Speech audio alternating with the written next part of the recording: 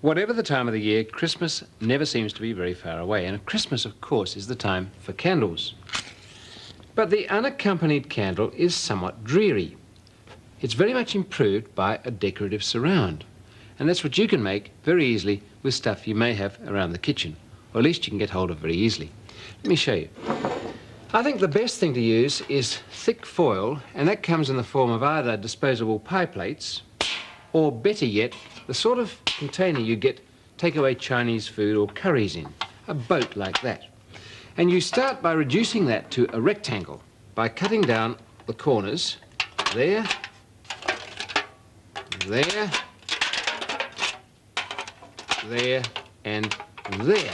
When you spread that out, being careful, because of course it's quite sharp metal, you get a sort of Maltese cross of aluminium foil. I haven't cut that very well. Let's try that again. Right.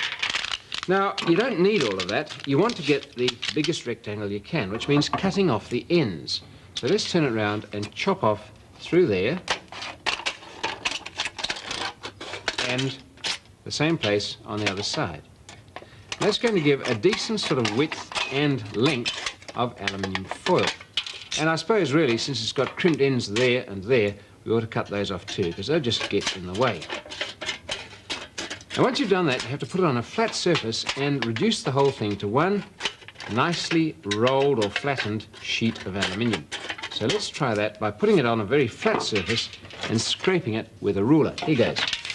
Now you notice it curls up when you do this, so work on one side to both ends, and then turn it over and do the same thing. You'll find if you're careful, it'll flatten out, and that's exactly what you want, a rectangle of aluminium.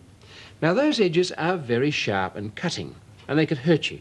So you make sure they're safe by placing a ruler like this, and with a ballpoint pen, scoring down there. You'll notice it puts a good crease in the aluminium, and you can fold it up against the ruler, and then press down with the ruler to crimp that end over.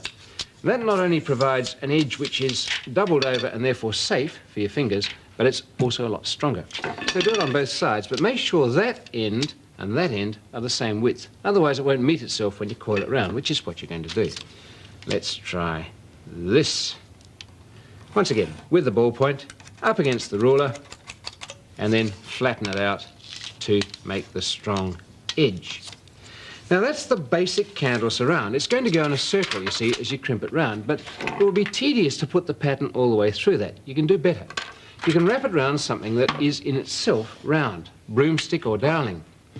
And the thinner the doweling, the easier it is to make the pattern, but the harder it is to work it. So I think the best thing to do is to go for something like a broomstick. You can see I've already worked a number of patterns into that broomstick that I've got here.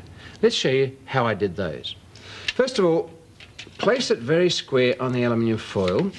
Be careful of the ends, because we haven't crimped them yet, and then roll it round so that the edges come to lie on top of each other. Here we go. Very tightly coiled and keeping everything aligned.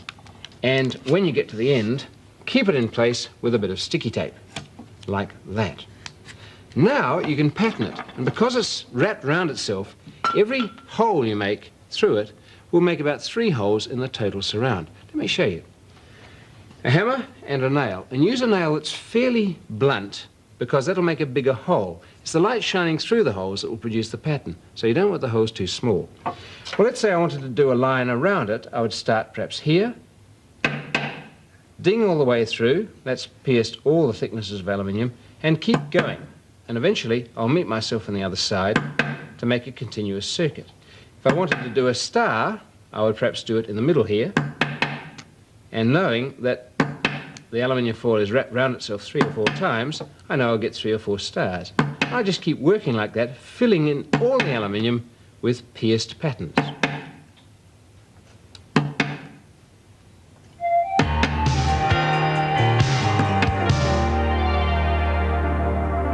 And I think that will do the job, because almost all of that cylinder is now covered with pattern. There are not many spaces to put more in.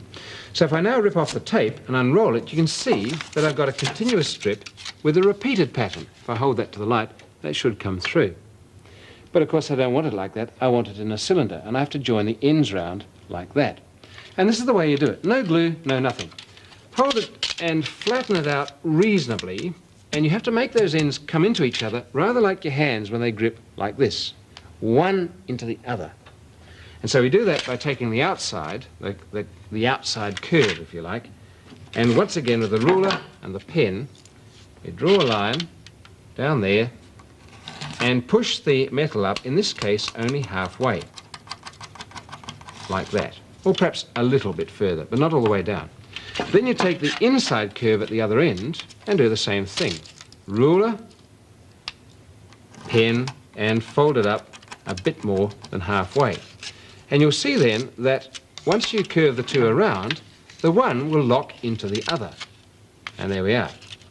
And of course aluminium foil is so thin that if you take care not to cut yourself, you can crimp the whole thing down with your fingers and finally seal it by putting it over that bit of doweling, getting the nail and just pressing the nail point all the way down the seam.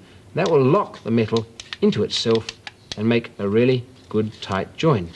And that will be the candle surround.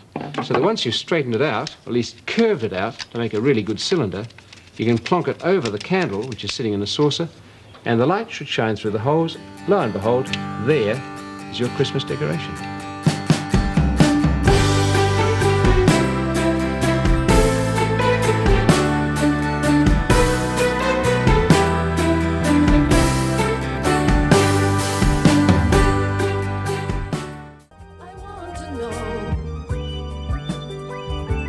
Curiosity.